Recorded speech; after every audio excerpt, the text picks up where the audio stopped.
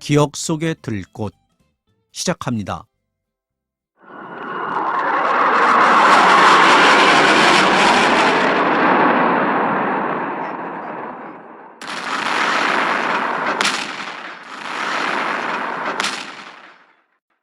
한때거리에 피난민들이 머물다 떠난 자리에 소녀는 마치 처치하기 곤란한 짐짝처럼 대똑하니 남겨져 있었다. 정갈한 청소부가 어쩌다가 실수로 올린 쓰레기 같기도 했다.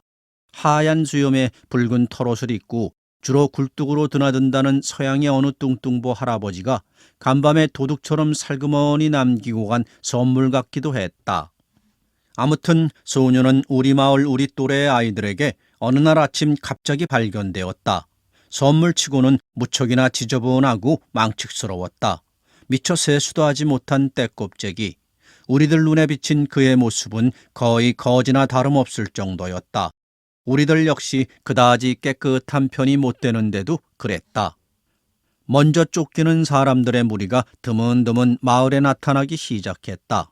그리고 곧이어 포성이 울렸다. 돌산을 뚫으라고 멀리서 터뜨리는 남포의 소리처럼 은은한 포성이 울릴 때마다 집안의 기둥이나 석가래가 울고 흙벽이 떨었다. 포성과 포성의 사이사이를 뚫고 피난민의 행렬이 줄지어 밀어닥쳤고 마을에서 잠시 머물며 노독을 푸는 동안에 그들은 옷가지 금부치 따위 물건을 식량하고 바꾸었다. 바꿀 만한 물건이 없는 사람들은 동냥을 하거나 훔치기도 했다.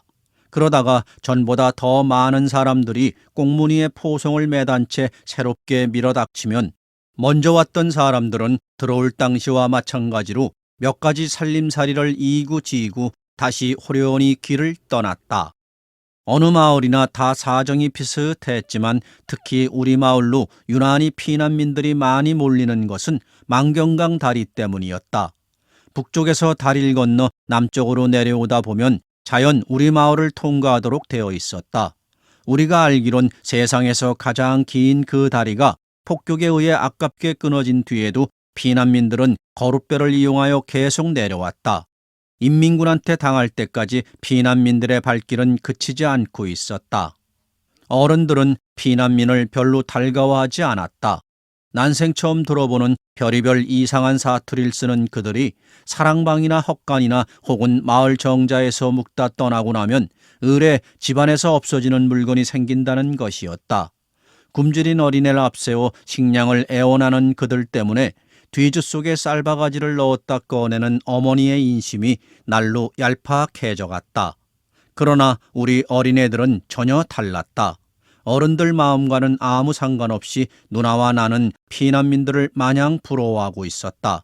세상의 저쪽 끝에서 와서 다른 저쪽 끝까지 가려는 사람들 같았다. 무거운 짐을 들고 불편한 몸을 이끌며 길을 떠나는 그들의 모습이 오히려 우리들 눈엔 새의 깃털만큼이나 가벼워 보였다. 그들처럼 마음 내키는 대로 세상을 여기저기 떠돌아다니지 않고 우린 왜 마을에 붙박혀 살아야 하는지 도무지 이해할 수가 없었다. 그래서 우리도 피난을 떠나자고 아버지한테 조르기로 작정했다. 밥을 굶어야 된다. 밥도 안 먹고 잠도 안 자고. 알았지야? 퇴돌에다 오줌 누고 뜰팡에다 똥 싸고. 알았지야? 삽작 밖에서 누나가 내 귀에 대고 연신 끈끈한 목소리로 속삭였다. 집안에서 내 청이라면 웬만한 것은 다 들어주는 아버지의 성미를 누난 10분 이용할 셈이었다. 난 누나가 시키는 대로 했다. 그러나 아무리 그렇게 울고 떼를 써도 아버지 입에서는 좀처럼 허락이 내리지 않았다. 아버지한테 마침내 피난을 가도 좋다는 말이 떨어진 것은 망경강 다리가 무시무시한 폭격에 의해 허리를 잘리고 난 그 이튿날이었다. 아직은 제법 멀지막이서 노는 줄로 알았던 전쟁이란 놈이 어느새 어깨동무라도 하려는 기세로 바투 다가와 있었으므로 우리 마을도 이젠 안심할 수가 없게 되었다. 그래서 아버진 할머니 편에 우리 온이를 묶고 마을에서 30여리 떨어진 고모네 집에 잠시 피난시킬 작정이었다. 아버지하고 어머니는 마을에 남아 집을 지키기로 되었다. 간단한 옷보따리를 챙겨 누나와 나는 할머니의 손을 잡고 피난길을 떠났다. 그토록 바라고 바라던 피난인지라 누나와 난 원정이라도 떠나는 즐거운 기분이었다. 한 길에 한여름 햇볕만이 쨍쨍할 뿐 강아지 새끼 한 마리 얼씬하지 않았다.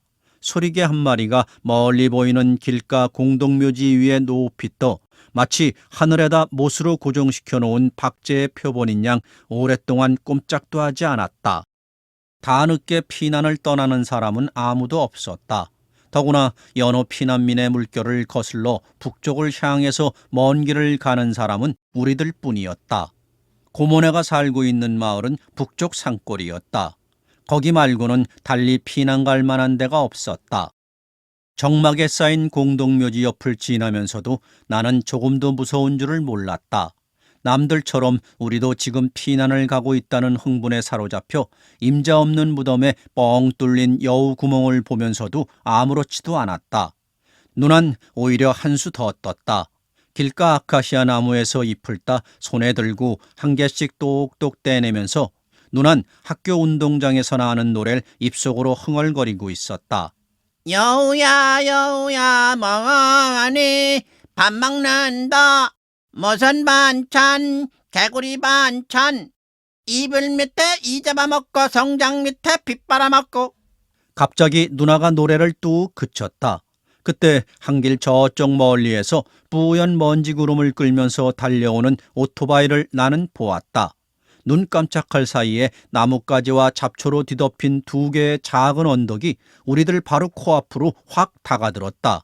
속력을 줄이는 척하다가 오토바이들은 양쪽 겨드랑이를 스칠 듯이 무서운 기세로 우릴 그냥 지나쳐갔다.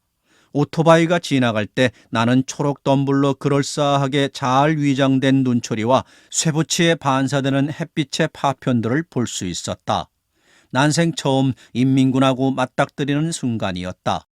몸체 옆구리에 행랑채까지 딸린 괴상한 모양의 오토바이들이 지나간 다음에도 우린 한동안 손과 손을 맞잡은 채 부들부들 떨면서 한길 복판에 오독하니 서 있었다. 이불 밑에 이 잡아먹고. 누나의 입에서 간신히 이런 중얼거림이 흘러나왔다. 그것은 이미 노래가 아니었다. 누난 어리 쏙 빠진 눈동자를 하고 있었다. 송장 밑에 피 빨아먹고. 그러자 할머니의 손바닥이 냉큼 누나의 입을 틀어막았다. 잔뜩 부러진 누나의 주먹이 스르르 풀리면서 형편없이 짓눌린 아카시아 잎이 땅으로 떨어졌다. 누나와 난 할머니로부터 무섭게 지청구를 먹어가며 그렇잖아도 빠른 걸음으로 더욱 재우쳤다. 그러나 얼마 가지 않아 우린 다시 수많은 인민군들과 마주쳤다. 그들은 두 줄로 서서 양쪽 길가로 내려오고 우린 그 사이를 뚫고 도무지 떨어지지 않는 다리를 간신히 움직여 복판을 걸어갔다. 참으로 어처구니 없는 피난길이었다. 북쪽을 향해서 피난을 가는 우리를 인민군들은 아무도 시비하지 않았다. 그들은 그저 까맣게 그을린 얼굴을 들어 퀭한 눈으로 우릴 흘깃흘깃 곁눈질하면서 말없이 행군해 가고 있었다. 죽어도 더는 못 가겠다. 해 넘기기 전에 어서 집으로 돌아가자. 인민군의 굴 속을 겨우 빠져나왔을 때 할머니는 말했다. 우린 한 길을 피해서 논두렁과 밭고랑을 멀리 돌아 깜깜해진 뒤에야 가까스로 마을에 닿을 수 있었다. 내가 소녀를 맨 처음 발견한 것은 한나절로 끝나버린 그 우스꽝스러운 피난길에서 돌아온 바로 그 이튿날이었다. 아침이었다. 마을엔 벌써 낯선 깃발이 펄럭이고 있었다. 마을 사람들이 제너머 학교를 향해 몰려가고 있었다. 나는 삽작을 젖히고 골목길을 나섰다. 예. 생판 모르는 녀석이 간드러진 소리로 날 부르고 있었다. 주제꼴은 꾀지제해도 곱살스러운 얼굴에 꼭 계집애처럼 생긴 녀석이었다. 우선 생김새에서 풍기는 어딘지 모르게 도시아이다운 냄새가 날 당황하도록 만들었다. 더구나 사람을 부르는 방식부터가 우리하고는 딴판이었다. 그처럼 교과서에서나 보던 서울 말씨로 날 부르는 아이는 아직껏 마을에 한 명도 없었던 것이다. 왜 놀래니? 내가 무서워 보이니? 조금도 무섭지가 않았다. 다만 약간 얼떨떨한 기분일 뿐이었다. 피난민이 줄을 잇는 동안 갖가지 귀에 선 말씨들을 들어왔으나 녀석처럼 그렇게 착 감기는 목소리에 겁없는 눈짓을 던지는 아이는 처음이었다. 녀석은 토박이 아이들이 피난민 아이들한테 부리는 텃세가 조금도 두렵지 않은 모양이었다. 너희 엄마 집에 계시지? 내가 잠시 어물거리는 사이에 녀석은 계속해서 계집애 같이 앵앵거리면서 앞으로 다가왔다. 나는 얼김에 고개를 끄덕였다. 어쩌녁부터 굶었더니 배고파 죽겠다. 엄마한테 가서 밥 좀 달래자. 오히려 녀석이 앞장을 서고 내가 그 뒤를 따랐다. 나는 녀석의 바지주머니가 불룩한 것을 보았다. 걸음을 옮길 적마다 불룩한 주머니가 연방 덜럭거리고 있었다. 틀림없이 간밤에 누구네 밭에서 서리를 한 설익은 참외 아니면 감자가 그 속에 들어있을 것이었다. 엄니, 엄니! 마당에 들어서면서 어머니를 거푸 불렀다. 부엌에서 기명을 부시던 어머니가 무심코 마당을 내다보다가 내 등 뒤에서 쏙 볼가져 나오는 녀석을 발견하고는 대번에 질겁 잔망을 했다. 아줌마 안녕하세요? 녀석은 천연스럽게 인사를 챙겼다. 아니요, 작것이. 어머니가 소매뿌리를 거두며 단숨에 내달아 나왔다. 참외설이나 하고 다니는 피난민 아이한테 어머니가 이제 곧 본때 있게 손찌검을 하려나 보다고 나는 지레짐작을 하였다. 그런데 웬걸 어머닌 녀석 대신 내 귀를 잡아 끌고는 뒤란으로 향하는 것이었다. 아이고, 요 원수야. 지발로 들어와도 냉큼 쫓아내야 할 놈을 어쩌자고.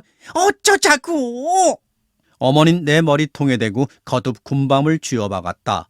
도대체 어떻게 된 영문인지 전혀 깜깜이라서 울음보를 터뜨릴 수도 없는 노릇이었다. 네가 상객으로 매셔왔으니까 네가 매겨 살리거라. 어머닌 다시 군밤을 먹이려다가 뒤란까지 따라온 서울 아이를 발견하고는 갑자기 손을 거두었다. 아침상 벌써 치웠다. 다른 집에나 가봐라.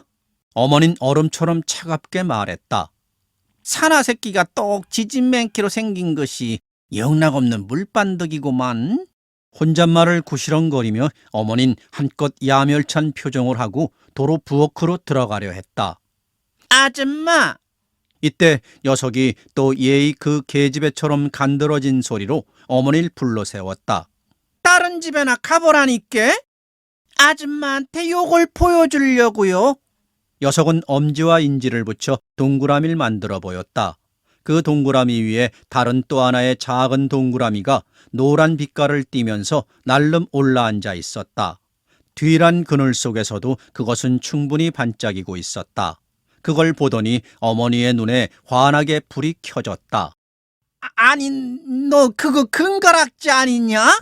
말이 채 끝나기도 전에 금반지는 어느새 어머니의 손에 건너가 있었다. 솔개가 병아리를 채듯이 서울 아이의 손에서 금반지를 낚아채어 어머닌 한참을 칩떠보고 내립떠보는가 하면 혓바닥으로 침을 묻혀 무명 저고리 앞섭에 싹싹 문질러 보다가 나중엔 이빨로 깨물어 보기까지 했다. 마침내 어머니의 얼굴에 만족스러운 미소가 떠올랐다. 아가, 너 요런 것 어디서 났냐?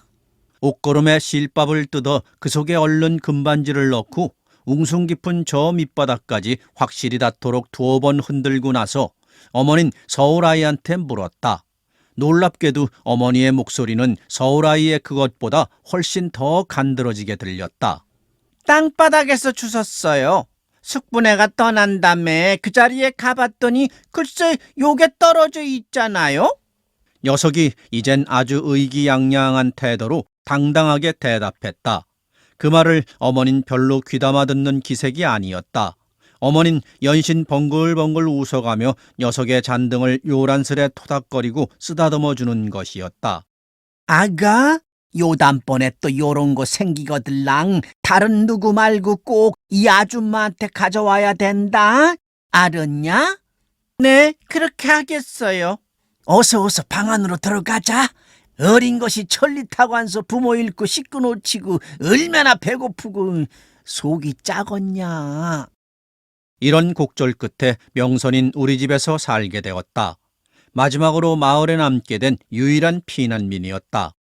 인민군한테 발뒤꿈치를 밟혀가며 피난을 내려왔던 명선네 친척들은 역시 인민군보다 한 걸음 앞서 부랴사랴 우리 마을을 떠나면서 명선이를 버리고 갔다. 그래서 명선인 피난민 일가가 묵다가 떠난 자리에서 동네 사람들에 의해 하나의 골치 아픈 뒤퉁거리로 발견되었다. 누나하고 내가 할머니를 따라 피난을 떠나던 바로 그날 아침의 일이었다. 명선인 누나나 나하고 같은 방을 쓰기를 바라는 눈치였다. 그러나 어머닌 먼 천 일가로 어린 나이에 우리 집에 와서 말만한 처녀가 되기까지 부엌대기 노릇하는 정림이한테 명선이를 내맡겨버렸다. 당분간 집에서 머슴처럼 부리면서 제 밥값이나 하도록 하자고 어머니와 아버지가 공론하는 소리를 난 밤중에 얼핏 들을 수 있었다. 애당초 명선이를 머슴으로 부리려던 어른들의 생각은 크게 잘못이었다. 세상의 어떤 끈으로도 그 애를 한 곳에 얌전히 붙들어 둘 수 없음이 이내 밝혀졌다.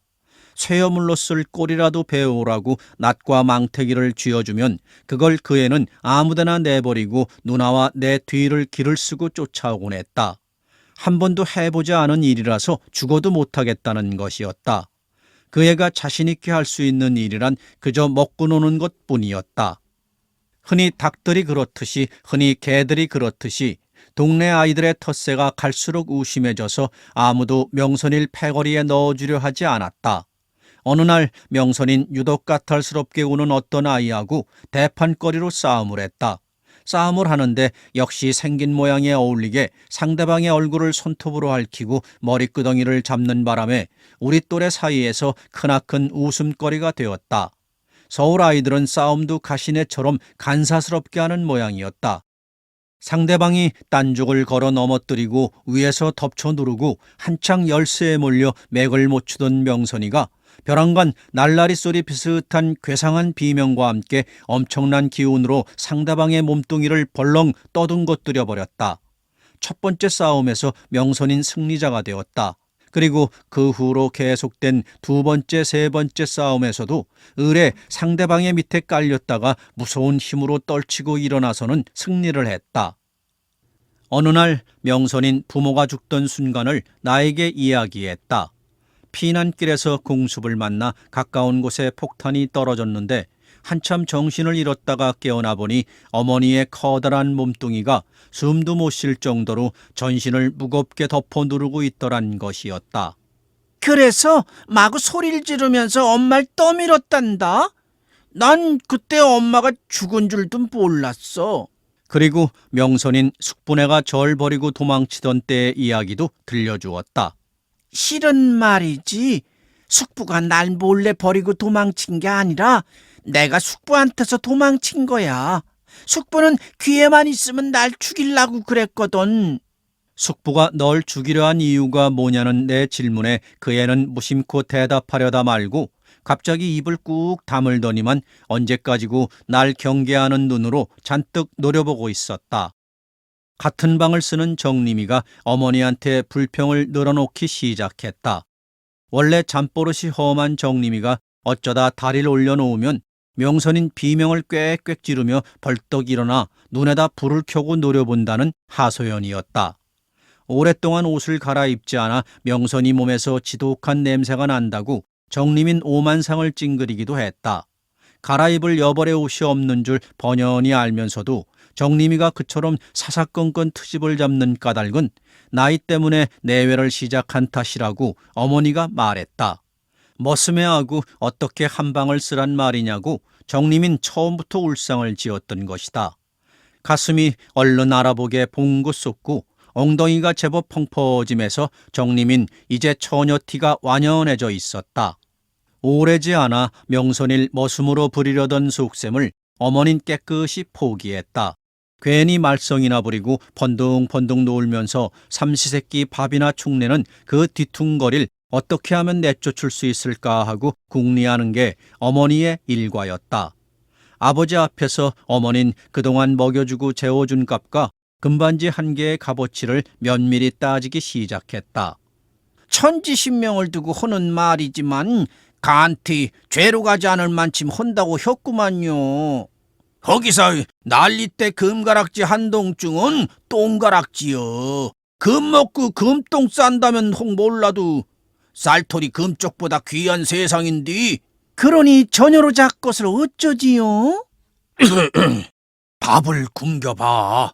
지가 배고프고 허기지면 더 있으라도 지발로 나가겠지. 원원이 갸가 나가겠어. 물반득이 마냥 반들거림시나 무슨 수를 써서라도 절대 안 굶으라요. 어머니의 판단이 전적으로 옳았다. 끼니 때만 되면 누나를 딱 부릅뜨고 부엌 사정을 낱낱이 감시하다가 염치불구하고 밥상머리를 안 떠나는 명선이를 두고 우린 차마 밥덩이를 목구멍으로 넘길 수가 없었다.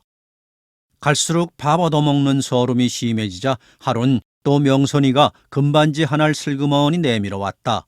먼저 본 것보다 약간 굵어 보였다. 찬찬히 살피고 나더니 어머닌 한돈하고도 반짜리라고 조심스럽게 결론을 내렸다. 길에서 주웠다니까요? 어머니의 다그침에 명선인 천연스럽게 대꾸했다. 거참 요상도다. 다른 사람은 눈을 까뒤집어도 안 베는 노다지가 어째서 네 눈에만 유독이 들어온다냐? 그러나 어머닌 명선이가 짓거리는 말을 하나도 믿으려 하지 않았다. 명선이가 처음 금반지를 주워왔을 때처럼 흥분하거나 즐거워하는 기색도 아니었다. 명선이의 얼굴을 유심히 들여다보는 어머니의 눈엔 크고 작은 의심들이 호박처럼 올망졸망 매달려 있었다. 그날 밤에 아버지는 명선이를 안방으로 불러 아랫목에 앉혀놓고 밤늦도록 타일러도 보고 으름장을 놓아보았다. 하지만 명선이의 대답은 한결같았다. 거짓말이 아니라고요. 참말이라고요. 길에서 놀다가 너 이놈 바른 대로 대지 못할까? 아버지의 호통소리에 명선이는 비죽비죽 울기 시작했다. 우는 명선이를 아버지는 또 부드러운 말로 달래기 시작했다. 말은 안 했어도 널 친자식 진비 없이 생각해왔다. 너 같은 어린 것이 그런 물건을 갖고 있으면은 덜 좋은 배비요. 이 아저씨가 잘 맡아놨다가 후제 크면 줄 테니까 어디다 숨겼는지 바른 대로 대거라. 아무리 달래고 타일러도 소용이 없자 아버진 마침내 화를 버럭 내면서 명선이의 몸뚱이를 뒤지려 했다. 아버지의 손이 옷에 닿기 전에 명선인 미꾸라지처럼 빠져나가 자취를 감추어 버렸다. 그리고 그날 밤 끝내 우리 집에 돌아오지 않았다. 틀림없다. 몇 개가 되는지는 몰라도 더 있을 게다. 어디다 감췄는지 네가 살살 알아봐라. 혼자서 어딜 가거든 눈치 안 채게 따라가봐라. 입맛을 쩝쩝 다시던 아버진 나한테 이렇게 분부했다. 옷 속에서 누볐는지도 모른다. 어머니가 옆에서 거들었다. 어머니 역시 아버지 못지않게 아쉬운 표정이었다. 아버지의 이마에서는 땀방울이 찌걱찌걱 배어나오고 있었다. 아버진 벌겋게 충혈된 눈을 등잔 불빛에 번들번들 빛내면서 숨을 씩씩거렸다. 꼭 무슨 일을 저지르고야 말 것만 같은 모습이었다. 그 이튿날 점심 무렵부터 명선이에 관한 소문이 마을에 파다하게 퍼졌다. 난리통에 혈혈단신이 된 서울아이가 금반지를 많이 가지고 있다는 얘기였다. 어떤 사람들은 그 아이가 10개도 넘는 금반지를 저만 아는 곳에 꽁꽁 감춰두고 하나씩 꺼낸다더라고 수군거리기도 했다. 입이 방정이라고 정림이가 어머니한테서 호되게 꾸중을 들었다. 어머니의 지시에 따라 누나와 나는 돌아오지 않는 명선이를 찾아 마을 안팎을 온통 헤매고 다녔다. 낮더위가 한풀 꺾이고 어둠발이 켜켜이 내려앉을 무렵에야 명선인 당산 숲속에서 발견되었다. 우리가 그 애를 찾아낸 것이 아니라 그 애가 돼지 멱다는 소리로 한바탕 비명을 질러 사람들을 불러 모은 결과였다. 이 나무 저 나무 올마다니는 매미처럼 당산 숲속을 팔머로 헤집고 다니며 거듭거듭 내지른 비명소리를 듣고서 맨 처음 달려간 사람들 축에 아버지도 끼어 있었다. 너구놈들이 누군지 내 다 안다. 어디 사는지 누군지 내 다 봐뒀으니까 날만 샜다 오면 물꼬를 낼 것이다. 해뜩해뜩 뒷모습을 보이며 당산 골짜기 어둠 속으로 꽁지가 빠지게 달아나는 남자들을 향해 아버진 길길이 뛰며 입에 거품을 물었다. 아가, 이제 아무 염려 없다. 어서 내려오니라. 어서. 한 걸음 뒤늦어 득달같이 달려온 어머니가 소나무 위를 까마득이 올려다보며 한껏 보드라운 말씨로 달랬다. 소나무 등지에 딱정벌레처럼 달라붙어 꼼짝도 않는 하얀 궁둥이가 보였다. 놀랍게도 명선이는 시온스런 알몸뚱이로 있었다. 어느 겨울에 어떻게 거기까지 기어 올라갔는지 명선인 까마득한 높이에 매달려 홀랑 벗은 채 흐느끼고 있었다. 아무리 내려오라고 타일러도 반응이 없자 아버지가 팔소매를 걷어붙이고 올라가 위험을 무릅쓰고 고개라도 하듯이 그 애를 등에 업고 내려왔다. 오메 차가 지지배가 아니오. 땅에 내려서기 무섭게 얼른 돌아서며 사타기를 가리는 명선이를 보고 누군가 이렇게 고함을 질렀다. 나 또한 초저녁 어스러움 속에 얼핏 스쳐 지나가는 눈길만으로도 그 애한테는 고추가 없다는 사실을 넉넉히 알아차릴 수 있었다. 그러면 말이네. 머슴인 줄만 알았더니 인제 보니 지지매구먼. 아이고 참말로 제변이네 제변이요. 모여 서 있던 마을 사람들이 저마다 탄성을 지르며 혀를 찼다. 어머니가 잽싸게 치마폭으로 명선이의 알몸을 감쌌다. 모닥불이라도 뒤집어 쓴 것 같이 공연히 얼굴이 화끈거려서 난 차마 명선이를 바로 볼 수가 없었다. 요것이 개패같이 달린 요것이 무엇이디야? 명선이의 하얀 가슴께를 들여다보며 어머니가 소리를 질렀다. 곁에 있던 아버지가 얼른 그것을 가리려는 명선이의 손을 뿌리치고 뚝 잡아챘다. 줄에 매달린 이름표 같은 것이었다. 아직도 한 줌의 빗살이 옹색하게 남아있는 서쪽 하늘에 대고 거기에 적혀진 글씨를 읽은 다음 아버진 마치 무슨 보물섬에 지도나 대듯 소중스레 바지춤에 찔러 넣었다. 그리고 마을 사람들을 향해 돌아서면서 눈을 딱 부릅떠 엄포를 놓는 것이었다. 나하고 원수 척질 생각 아니면 앞으로 야한테 터럭선 하나 건들지 마시오. 언젠가 가뭄 흉년 때 이웃논에 임자하고 물꽃 싸움을 벌이면서 시퍼렇게 삼나를 들이대던 그때의 그 표정보다 훨씬 더 포악해 보였다. 우리 논에서 떨어지는 빗물이나 마찬가지로 아버진 우리 집안에 우연히 굴러들어온 명선이의 소유권을 마을 사람들 앞에서 우격다짐으로 가리고 있었다. 우리가 친자식 이상으로 애끼고 기르는 아이요. 만에 일이라도 야한테 해코지 헐라거든 앙화가 무섭다는 걸 맹심하시오. 덩달아 어머니도 위협을 잊지 않았다. 명선이가 입은 수은은 바로 우리 집안의 수은이나 마찬가지란 주장이었다. 물론 어머닌 명선이 때문에 생기는 이익이 곧바로 우리 이익이란 말을 입 밖에 비치지도 않았다. 사람들을 따돌리고 집안에 들어서자마자 어머닌 더 이상 참지 못하고 아버지한테 다그쳤다. 개패에 무슨 사연이 적혔던가요? 걔네 부모가 쓴 편지요. 누구한테요? 누구긴 누구요? 나지. 오메, 그 사람들이 어떻게 알고 당신한테 편지를? 에따 이런 딱한 사람을 봤나. 걔를 맡아서 기를 사람한테 쓴 편지니까 받는 사람이 나지 누구겠어. 뭐라고 썼었디요? 자기네가 홍 난리바람에 무슨 일이라도 당하게 되면 무남동료 혈육을 잘 부탁한다고. 저승에 가서도 그 은혜는 잊지 않겠다고. 서울 어디 사는 누구네 딸이고 본관이 어디고 생일이 언제라고. 가락지 말은 안 썼어라. 안 썼어? 아버진 딱 잘라 대답했다. 그러나 다음 순간 아버진 득이연한 미소와 함께 어머니한테 나지익이 속삭이고 있었다. 금가락지 말은 없어도 전 먹을 건 다소 딸려놨다고. 그렇게 써있어. 사연이 복잡한 부잣집인 것만은 틀림없다니께. 명선이를 달아나지 못하게 감시하는 새로운 임무가 나한테 주어졌다. 우리 식구 모두는 상전을 모시듯이 명선이에게 한결같이 친절했다. 동네 사람 어느 누구도 감히 넘볼 마음을 못 먹도록 뚝심 좋은 아버진 그의 주위에 이중삼중으로 보호의 울타리를 쳐놓고도 언제나 안심하지 못했다. 나는 그의 그림자 노릇을 착실히 했다. 그러나 금반지를 어디다 감춰뒀는지 그것만은 차마 묻지를 못했다. 시간이 흐를수록 그 애는 내 사투리를 닮아가고 나는 반대로 그의 서울말을 어색하게 흉내내기 시작했다. 타고난 본래의 여자 모양을 되찾은 후에도 명선인 갈데없는 머슴애였다. 하는 짓거리마다 시골 아이들 뺨치는 개구쟁이였고 토박이의 텃세를 계집애란 이유로 쉽사리 물리칠 수 있게 되면서부터 온갖 망나니 짓에 오히려 우리의 앞장을 서곤했다. 다람쥐처럼 나무도 뽀로로 잘 타고 둔봉에서는 물오리나 다름없이 헤엄도 잘 쳤다.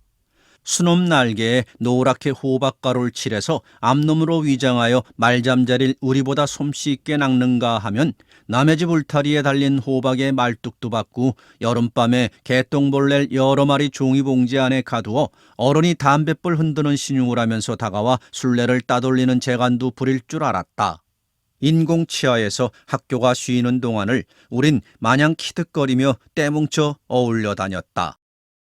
심심할 때마다 명선인 날 끌고 끊어진 만경강 다리로 놀러가곤 했다. 계집애답지 않게 배짱도 여간이 아니어서 그 애는 아무도 흉내낼 수 없는 위험천만한 고개를 부서진 다리 위에서 예사로 버려 우리의 입을 딱 벌어지게 만드는 것이었다. 누가 제일 멀리 가는지 시합하는 거다. 폭격으로 망가진 그대로 기나긴 달인 방치되어 있었다.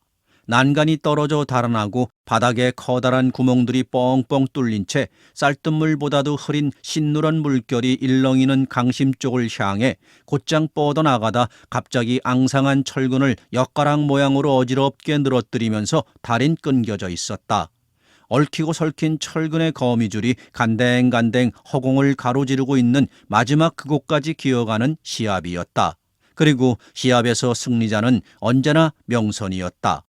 웬만한 배짱이라면 구멍이 숭숭 뚫린 시멘트 바닥을 기는 것은 누구나 할 수 있는 일이었다. 하지만 시멘트가 끝나면서 강바닥이 까마득한 간격을 두고 저 아래서 빙글빙글 매물 도는 철골 근처에 다다르면 누구나 오금이 굳고 팔이 떨려 한 발자국도 더는 나갈 수가 없었다. 오로지 명선이 혼자만이 얼키설키 허공을 건너지른 엿가락 같은 철근에 위태롭게 매달려 세차게 불어대는 강바람에 누나한테 얻어입은 치맛자락을 펄렁거리며 끝까지 다 건너가서 지옥의 저쪽 가장자리에 날름 올라앉아 귀신인 양 이쪽을 보고 낄낄거리는 것이었다.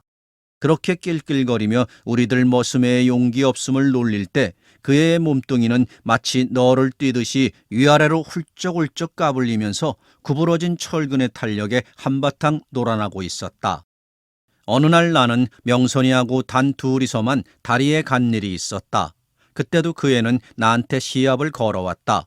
나는 남자로서의 위신을 걸고 명선이의 비아냥거림 앞에서 최선의 노력을 다해봤으나 결국 강바닥에 깔린 뽕나무밭이 갑자기 거대한 팽이가 되어 어찔어찔 맴도는 걸 보고 뒤로 물러서지 않을 수 없었다. 이제 명선이한테서 겁쟁이라고 꼼짝없이 숨을 당할 차례였다. 야, 저게 무슨 꽃이지? 그런데 그 애는 놀림 대신 갑자기 뚱딴지 같은 소리를 질렀다.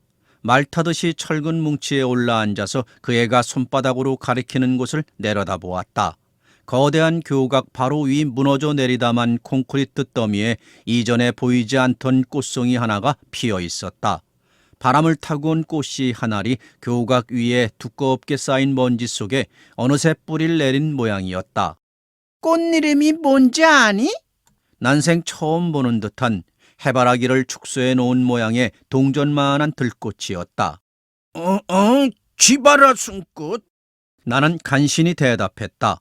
시골에서 볼 수 있는 거라면 명선인 내가 뭐든지 다 알고 있다고 믿는 눈치였다. 쥐바라숭이란 이 세상에 없는 꽃 이름이었다. 엉겹결에 어떻게 그런 이름을 지어낼 수 있었는지 나 자신 어리벙벙할 지경이었다. 쥐바라 숨꽃? 이름처럼 정말 이쁜 꽃이구나. 참 앙증맞게도 생겼다.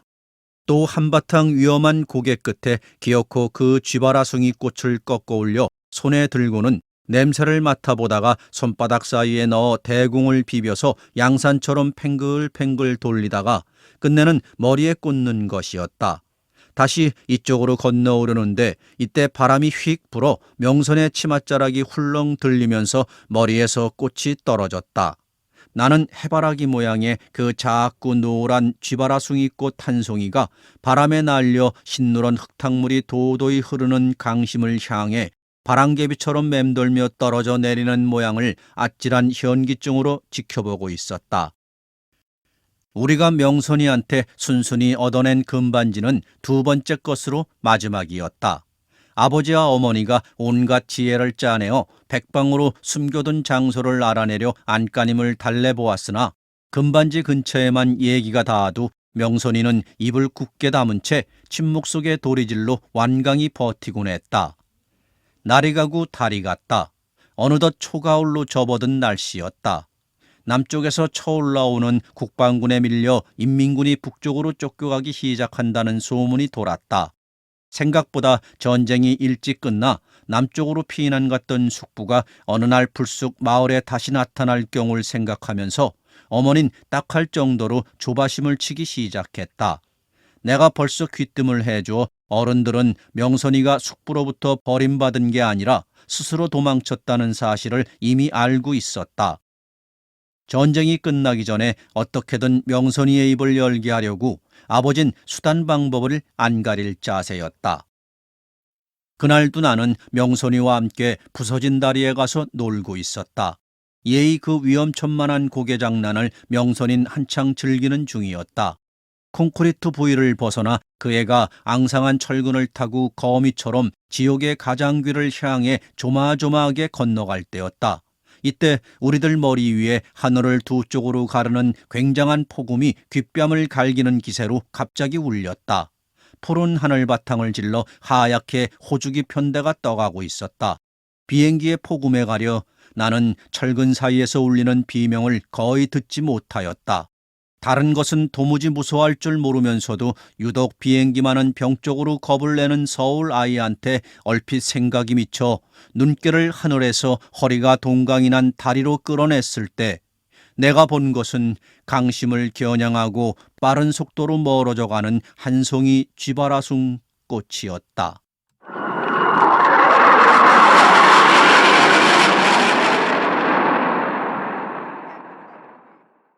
명선이가 들꽃이 되어 사라진 후 어느 날 한적한 오후에 나는 그때까지 한 번도 성공한 적이 없는 모험을 혼자서 시도해 보았다. 겁쟁이라고 비웃는 사람이 아무도 없으니까 의외로 용기가 나고 마음이 차갑게 가라앉는 것이었다. 나는 눈에 띄는 그 즉시 거대한 팽이로 둔갑해버리는 까마득한 강바닥을 보지 않으려고 생땀을 흘렸다.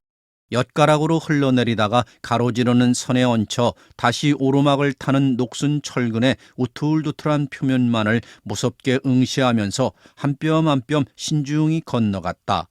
철근의 끝에 가까이 갈수록 강바람을 맞는 몸뚱이가 사정없이 까불렸다. 그러나 나는 천신만고 끝에 마침내 그 일을 해내고 말았다. 이젠 어느 누구도 제 아무리 쥐바라숭이 꽃일지라도 날 비웃을 수는 없게 되었다. 지옥의 가장귀를 타고 앉아 잠시 숨을 고른 다음 바로 되돌아 나오려는데 이때 이상한 물건이 얼핏 시야에 들어왔다. 낚싯바늘 모양으로 꼬부라진 철근의 끝자락에다 끝으로 칭칭 동여맨 자그마한 헝겊주머니였다. 명선이가 들꽃을 꺾던 때보다 더 위태로운 동작으로 나는 주머니를 어렵게 손에 넣었다. 가슴을 잡재는 긴장 때문에 주머니를 열어보는 내 손이 무섭게 경풍하고 있었다. 그리고 그 주머니 속에서 말갛게 빛을 발하는 동그라미 몇 개를 보는 순간 나는 손에 든 물건을 송두리째 강물에 떨어뜨리고 말았다.